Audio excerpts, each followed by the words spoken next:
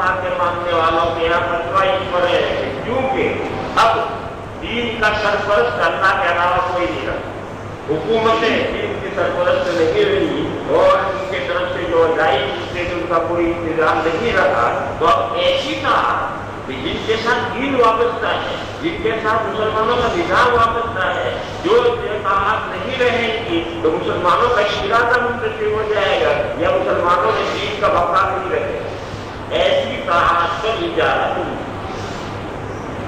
دیگر تھا ان کا اجارہ بھی باقی، مثلا محلے میں رمضان میں آخری عشرے میں کوئی احتکاب کرنے والا تو بیٹھتا ہی، تو لوگوں نے ایک آدمی سے کہا بھیا تو بیٹھ جائے تاکہ ہم سب گناہ سے بچ جائیں۔ اس نے کہا کہ 150 روپے کماتا ہوں روزانہ، تم 150 دے دو بیٹھ جاؤ۔ میں مزدور آدمی ہوں جو نوکری کرتا ہوں، 150 روپے کماتا ہوں، تم 150 کی حساب سے پیسے کے لیے بیٹھ جاؤ۔ تو میں جواب دے دو، یہ بات ہی نہیں جا یہ احتکاب کرنے پر پیسے جو لے رہا ہے یہ بات ہی ہے، اس لیے کہ احتکاب یہ ساتھ مقصودہ ہے اور وہ کوئی ایسی چیز نہیں ہے جس کے ساتھ مسلمانوں کا نظام وابستہ ہو یا مسلمانوں کا دین جڑا ہو، ایسا نہیں۔ اسی وجہ سے رمضان میں قرآن سنانے کا مسئلہ آتا ہے، رمضان میں قرآن سنانا تراویح میں یہ بھی کوئی ایسا معاملہ نہیں ہے کہ جس کے ساتھ مسلمانوں کا نظام وابستہ ہو، یا اگر وہ نہ ہو تو مسلمانوں میں جہالت پیدا ہو جائے گی، ایسی چیز نہیں ہے۔ اس لیے دنیا کے تمام مفتی یہ کہتے ہیں کہ رمضان میں قرآن سنانے کا اجارہ باقی، یعنی آپ اجارہ کا مطلب ہے کہ آپ باقاعدہ طے کریں کہ میں آپ کی مسجد میں رمضان میں قرآن سناؤں گا، 2000 روپے دوں گا، جیسے تنخواہ کی امامت کی تنخواہ طے کرتے ہیں ایسا آپ طے کریں۔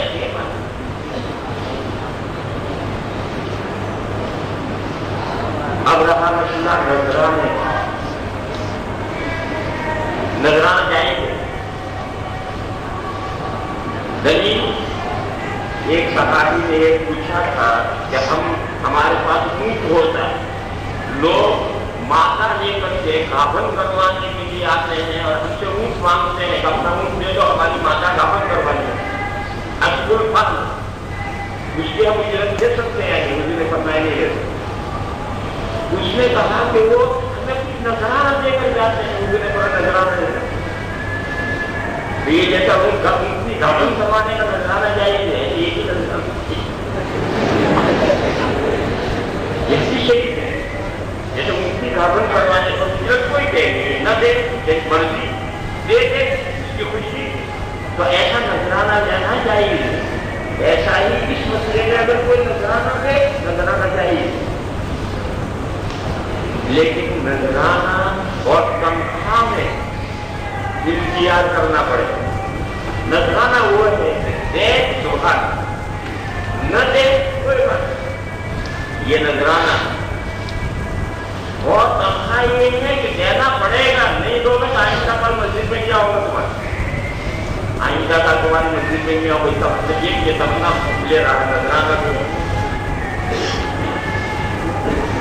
پھر باقاعدہ کمیٹی اور مسجد اپنی فنڈ میں سے یا مسلیوں میں چندہ کر کے حافظ صاحب کو دینا ہے، حافظ صاحب کو دینا، یہ تنخواہ ہے، یہ نذرانہ نہیں۔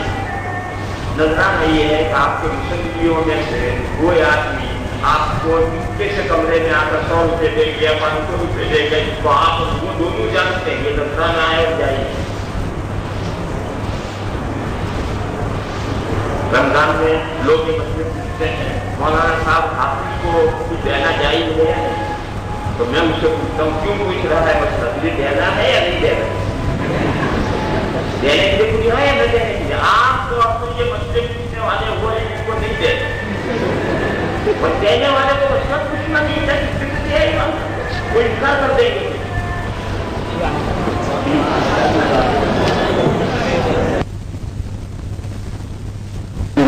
ضامن والمؤذن مؤتمن اللهم ارشد الائمة واغفر للمؤذنين الامام ضامن والمؤذن مؤتمن اللهم ارشد الأئمة واغفر للمؤذنين. باب ما جاء في كراهية أن يأخذ المؤذن على الأذان أجرا. مسئلہ میں نے سمجھا دیا تھا کہ جو فقہ کا یہ بنیادی ضابطہ ہے کہ طاعت مقصودہ پر اجارہ باطل ہے، وہ ضابطہ اس حدیث شریف سے لیا گیا ہے. پھر کسی کے ذہن میں اگر یہ سوال پیدا ہو کہ جب اس حدیث سے ضابطہ طے ہے تو بعد کے فقہا نے اس میں استثناء کیوں کیا، کس دلیل سے استثناء کیا کہ وہ کام جس پر جس کے ساتھ مسلمانوں کا نظام وابستہ ہے، یا وہ کام کہ جن کے نہ ہونے سے دین میں خلل پڑے گا، ان دو چیزوں کا اجارہ جائز ہے، درست ہے. یہ استثناء کس دلیل سے کیا؟ دلیل یہی ہے کہ پہلے جب اجارہ باطل تھا اس زمانے میں بھی یہ کام کرنے والے لوگ دو طرح کے تھے. کچھ رضاکارانہ کرتے تھے، کچھ کسی سے کچھ نہیں لینا ہے، نہ حکومت سے کچھ لینا ہے، نہ کسی سے کچھ لینا ہے، اللہ سے لینا ہے. اور کچھ ایسے تھے جن کو حکومت وظیفہ دیتی تھی اور وہ وظیفہ قبول کرتے تھے. خود حضور کے زمانے میں حضور نے زکاتیں وصول کرنے والوں کو وظیفے دیے ہیں، اور ایک موقع پر حضرت عمر زکاتیں وصول کر کے آئے اور حضور نے ان کو وظیفہ دینا چاہا تو انہوں نے انکار کر دیا کہ میں نے اللہ کے لیے کام کیا. تو حضور نے انہیں سمجھایا کہ دیکھو اشراف نفس کے بغیر، نفس کے جھانکے بغیر جو ملے اس میں برکت ہوتی ہے، لے لینا چاہیے. چنانچہ حضرت عمر نے لے لیا. پھر بعد میں باقاعدہ حکومت وظیفے دیتی تھی. اب فرق کیا پڑا؟ حکومت کہاں سے وظیفے دیتی ہے؟ زمین میں سے کھود کے مال نکالتی، 14ویں آسمان میں سے گرتا ہے اس پر.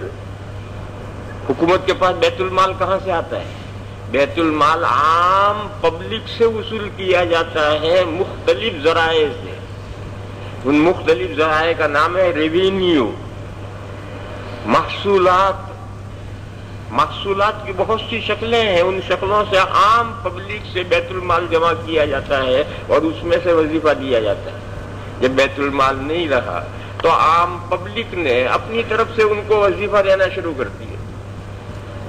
ایک ہی بات تو ہوئی، پہلے عام لوگوں سے حکومت وصول کر کے وظیفے دیتی، اب حکومتوں کے بجائے عام مسلمانوں نے براہ راست تنخواہ اور وظیفہ دینا شروع کر دیا. بات ایک ہی ہے. وظیفہ اس کی ترجمہ ہے تنخواہ. تنخواہ دو لفظ ہیں، تن مانے جسم اور خواہ مانے ڈیمانڈ، تقاضا. تنخواہ مانے جسم کا تقاضا. اسی کے لیے لفظ ہے روزی. روزی لفظ بھی اسی مفہوم کو ادا کرتا ہے اور وظیفہ کا لفظ بھی اسی مفہوم کو ادا کرتا ہے، یعنی آدمی کی ضروریات کے بقدر. تنخواہ مانے آدمی کی اپنی ضروریات کے بقدر. اور ایک ہے اجرت. اجرت ہے جیسا ہم نے کام کیا ویسا اس کا بدلہ. چھوٹا کام کیا ہے تھوڑا بدلہ، بڑا کام کیا ہے بڑا بدلہ. ایک رکشہ والے سے ہم نے سامان کو کہا کہ بھئی اسٹیشن پہنچانا ہے، اس نے کہا 15 روپے لوں گا. چل بھائی لے لیجئے. ہم اسٹیشن گئے، 15 روپے سے دے دیے. اور ایک وکیل سے آپ کوئی مشورہ کرنا چاہیں تو 15 روپے میں تھوڑا مشورہ دے گا، تو 1500 مانگے گا. کیوں؟ اس کے کام کی نوعیت یہ ہے، رکشہ والے کے کام کی نوعیت یہ ہے. ایک ہوٹل میں ایک وکیل اور ایک ڈاکٹر دونوں کھانا کھا رہے تھے. تعلقات ہوئے، جان پہچان ہوئی کہ ڈاکٹر صاحب ہیں، یہ وکیل صاحب ہیں. تو ڈاکٹر نے وکیل سے کہا مریض بہت پریشان کرتے ہیں وکیل صاحب، نہ رات دیکھتے ہیں نہ دن دیکھتے ہیں. کھٹ کھٹ کر ڈاکٹر صاحب پریشان کر دیا ڈاکٹر مریضوں نے، جب چاہے آ جاتے ہیں۔ تو وکیل صاحب نے کہا آپ فیس لیا کریں ان سے، اور تگڑی فیس لیا کریں تاکہ وقت بے وقت ہر کوئی نہ آ جائے۔ کہہ لیں ہاں بات ٹھیک ہے، فیس مقرر کروں۔ ایک ہفتے کے بعد وکیل صاحب کا بل آ گیا کہ آپ نے فلاں ہوٹل میں مجھ سے مشورہ لیا تھا، اس کے 5,000 روپے بھیج دو۔ نے مشورہ لیا، وکیل نے مشورہ دیا تو اس نے فیس کے 5,000 روپے کا بل بھیج دیا کہ آپ نے ہوٹل میں مجھ سے مشورہ لیا تھا، اس کے 5,000 روپے بھیجو۔ تو اب وہ کھانا کھاتے ہوئے مشورہ دیا ہے، اس کی فیس 5,000 ہے، اور وہ رکشے والا سامان لے گیا، اس کو 15 روپے ملتے۔ یہ اجرت ہے، جیسا کام ایسا ایوز۔ اب بھی طاعت مقصود دار پر اجرت لینا جائز نہیں۔ ایک صاحب سے کہا امام صاحب نے یہ ذرا نماز پڑھا دو ظہر کی، میں 5 روپے لوں گا۔ فجر میں کہا پڑھا دو، کہا 25 روپے لوں گا۔ کیوں بھائی؟ کہ قرات لمبی کرنی پڑے گی، یہ جائز نہیں۔ اور ایک آدمی کو ہم نے امام رکھ لیا ہے پرماننٹ، مستقل۔ اب جب وہ مستقل اسی کام کے لیے رکا ہوا ہے تو وہ کہاں سے کمائے گا اور کیا کھائے گا، اور اس کے بچے کیا کھائیں گے؟ ان دونوں میں فرق ہے۔ لہذا ظہر کی نماز پڑھنے کے لیے 5 روپے لوں گا، فجر کے لیے 25 روپے لوں گا، یہ جائز نہیں۔ اور یہی نمازیں پڑھانے کے لیے امام رکھنا جائز۔ تو یہ وظیفہ، روزی، تنخواہ اپنی اور اپنے آل عیال کی ضرورت کے بقدر لینا، یہ مستثنا کیا گیا ہے، کیونکہ پہلے حکومتیں پبلک سے لے کر دیتی تھی، اب پبلک براہ راست دیتی ہے۔ فرق دونوں میں کچھ نہیں ہے، یہ صرف گھومنے کا اور ڈائریکٹ کا فرق ہے۔ جب ہندوستان پر انگریزوں نے قبضہ کر لیا، اسلامی حکومت تھی، تھوڑا بہت اپنا کام کرتی تھی، یہاں تک کہ آخری تاجدار بہادر شاہ ظفر بھی گرفتار کر کے رنگون بھیج دیا گیا اور اس کی ساری اولاد کو قتل کر دیا گیا۔ تو اس زمانے کے بزرگوں نے، علماء نے سوچا کہ بھئی اب ہندوستان میں دین کے بقا کی کیا صورت ہوگی؟ پہلے تو حکومتیں یہ سب کام سنبھالتی تھی، اب کیا ہوگا؟ تو اللہ تعالیٰ نے یہی نقطہ انہیں سمجھایا، ان بزرگوں کو، کہ پہلے حکومتیں یہ کام کرتی تھی تو کہاں سے پیسہ لاتی تھی؟ پبلک سے لاتی تھی، لہذا پبلک خود یہ کام کرے۔ چنانچہ اسی وقت سے چندے کے مدارس کا سلسلہ شروع ہو۔ چندے کے مدارس کا مطلب پبلک خود ہی اپنے پیسے جمع کر کے مدرسے چلائے۔ الحمدللہ اس کا فائدہ یہ ہوا کہ یہ جو 3 ملک ہیں، 4 ملک، 5 ملک جو پہلے ہندوستان تھے، ان میں اسلامی حکومت کے ختم ہونے سے دین کے کاموں پر کوئی اثر نہیں پڑا ہے، بلکہ شاید وہ اسلامی حکومتیں ہوتی ہیں تو دین کا کام اتنا نہ بڑھتا جتنا ان کے حکومتوں کے نہ رہنے سے بڑھ گیا۔ کیوں؟ حکومتوں کے رحم و کرم پر ہیں، حکومتیں کریں گے، ٹھیک ہے، نہیں کریں گے وہ جانیں گے۔ اور جب پبلک پر ذمہ داری آ گئی تو ہر آدمی فکر مند، یہ تو ہمارا کام ہے۔ اور جب ساری پبلک فکر مند بن گئی تو کام بڑھ گئے۔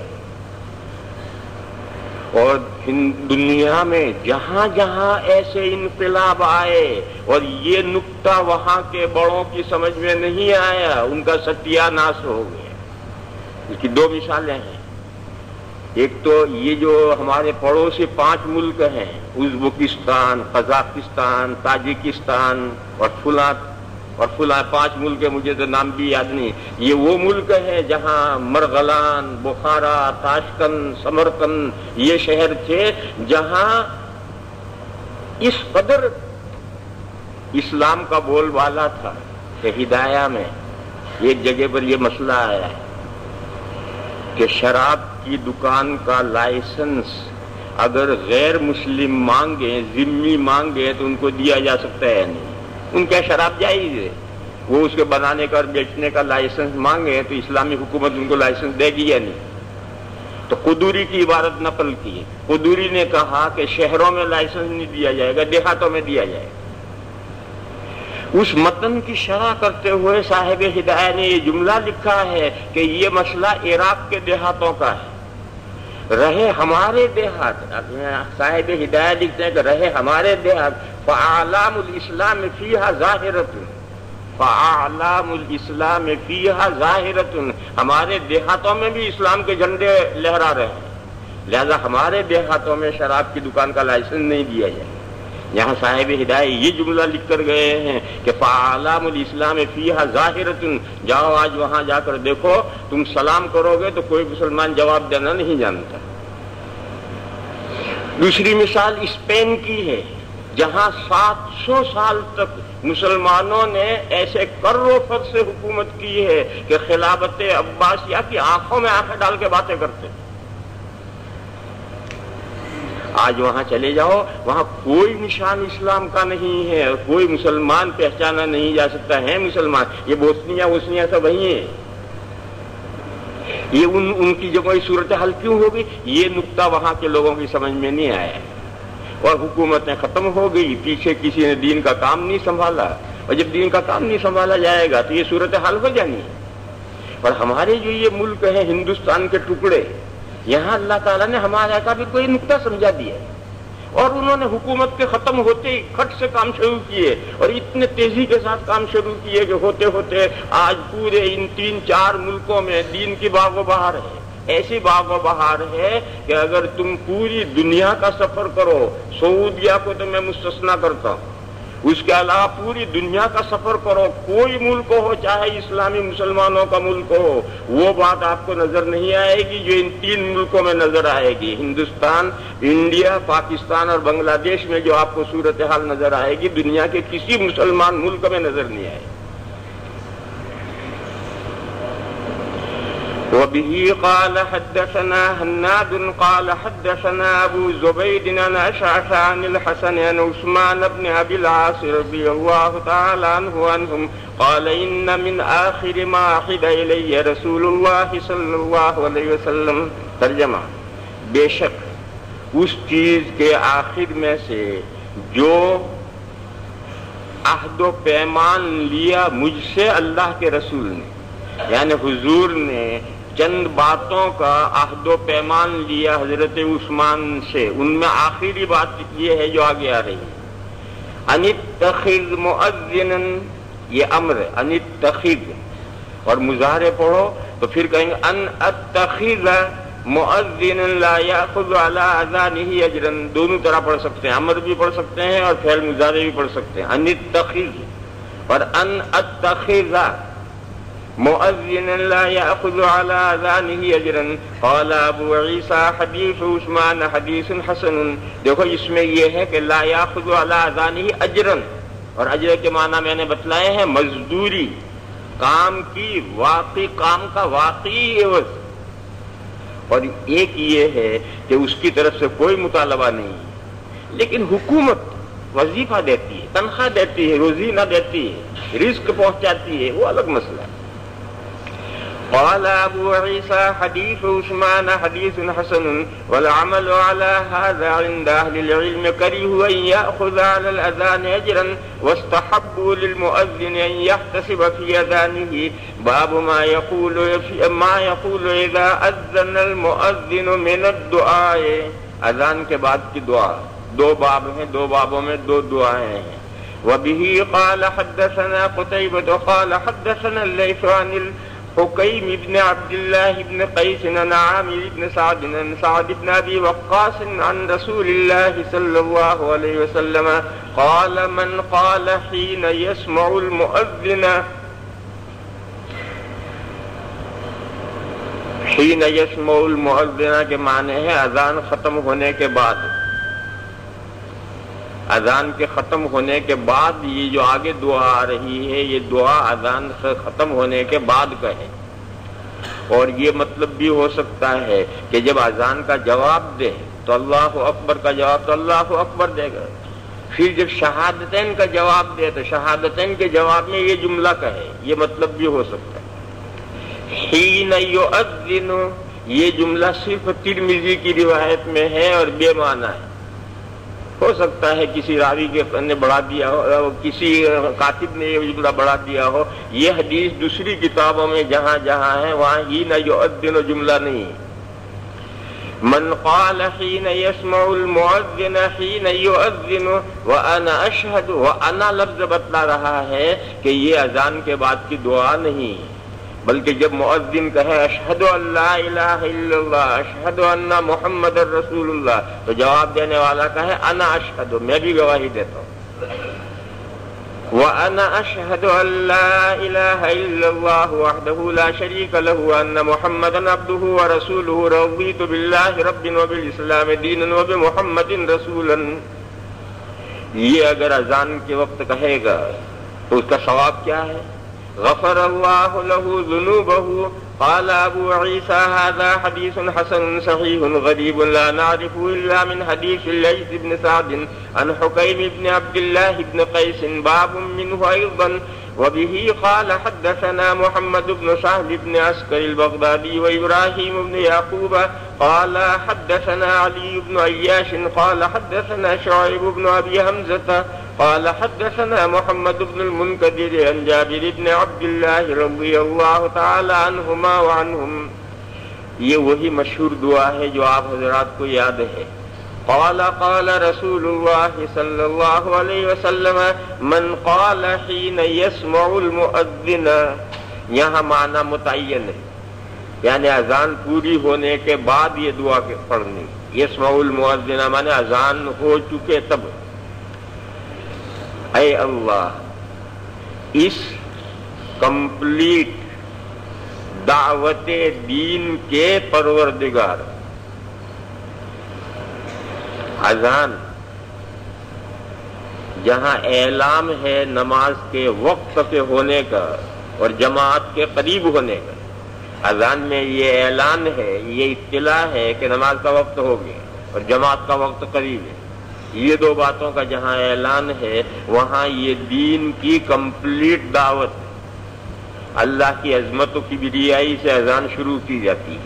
پھر اسلام کی جو دو بنیادی عقیدے ہیں توحید و رسالت محمدی، ان دو کی گواہی دی جاتی ہے، اور گواہی سے آگے کوئی درجہ ہی نہیں. چاند میں رمضان کا ختم کا چاند میں اشہد لفظ کہہ کر چاند کے کہے گا کہ میں گواہی دیتا ہوں میں نے چاند دیکھا. اشہدوں میں قسم کا مفہوم ہے، اس سے آگے تاکید کا کوئی درجہ ہی نہیں ہے. اتنی تاکید کے ساتھ شہادتین، اسلام کے دو بنیادی اصول توحید و رسالت محمدی پیش کیا جاتا ہے. جہاں تک آواز جائے سب کو سامنے یہ دو عقیدے ظاہر کیے جاتے ہیں. پھر نماز کے اعمال میں سے سب سے بنیادی عمل نماز کی دعوت دی جاتی ہے. ارکان اسلام میں سب سے بنیادی رکن نماز ہے، صلاۃ عماد الدین، اس کی دعوت دی جاتی ہے. اور دعوت ویسے ہی خواہ نہیں جاتی، ساتھ میں اس کا فائدہ بھی بتایا جاتا ہے، حیا علی الفلاح. پھر اللہ کی عظمت و کبریائی کا اعلان کر کے، اور جو ان دو عقیدوں میں بھی جو بنیادی عقیدہ ہے توحید کا، اس کا اعلان کر کے اذان پوری کر دی جاتی ہے. تو دین کی مکمل دعوت اذان میں ہے. اور ہر وہ شخص جس کے پاس دو کان ہیں اسے روزانہ 5 مرتبہ یہ دعوت سننی ہے. اس کا جی چاہے تو بھی سننی ہے، نہ چاہے تو بھی سننی ہے. اسی لیے کفار کو سب سے زیادہ بری اذان لگتی ہے. ہندوستان میں کافروں پر سانپ لوٹتا ہے جب اذان ہوتی ہے. حالانکہ ہندوستان کے کافر سمجھتے نہیں ہیں کہ کیا کہا جا رہا ہے، یہ سمجھتے نہیں ہیں، پھر بھی ان پر سانپ لوٹتا ہے ان کے سینوں پر. تو جس بستی میں غیر مسلم عربی زبان جاننے والے ہیں وہ جب اذان سنتے ہوں گے تو ان کے دلوں پر کیا گزرتی ہوگی. جو موسیٰ علیہ السلام کو مانتے ہیں اس سے آگے کسی کو ماننے کے لیے تیار نہیں ہے. جب مؤذن کہے گا اشہد ان محمد رسول اللہ تو ان کے دل چیر کر دیکھو ان کے دلوں میں کیا گزرتی ہوگی. جو لوگ عیسیٰ علیہ السلام کو مانتے ہیں اس کے آگے کسی کو ماننے کے لیے تیار نہیں ہے، جب وہ یہ کلمہ سنیں گے اشہد ان محمد رسول اللہ تو ان کے سینوں کے اندر چوٹ پڑے گی. کیوں؟ وہ اسی شخصیت کو تو نہیں مانتے. اس لیے چاہے لوگوں کا جی چاہے نہ چاہے انہیں جت مار کر کے دعوت سننی. تو فرمایا کہ اے اس دین کی تام کمپلیٹ دعوت والے پروردگار، اور اس اذان کے بعد میں جو نماز کھڑی ہوگی اس نماز کے پروردگار، والصلاۃ القائمہ، عطا فرمائیے آپ حضرت محمد مصطفیٰ صلی اللہ تعالی علیہ وسلم کو وسیلہ عطا فرمائیے، فضیلہ عطا فرمائیے، اور مقام محمود میں آپ کو کھڑا کیجیے۔ وابعثہ مقام محمود، مقام محمود میں آپ کو کھڑا کیجیے۔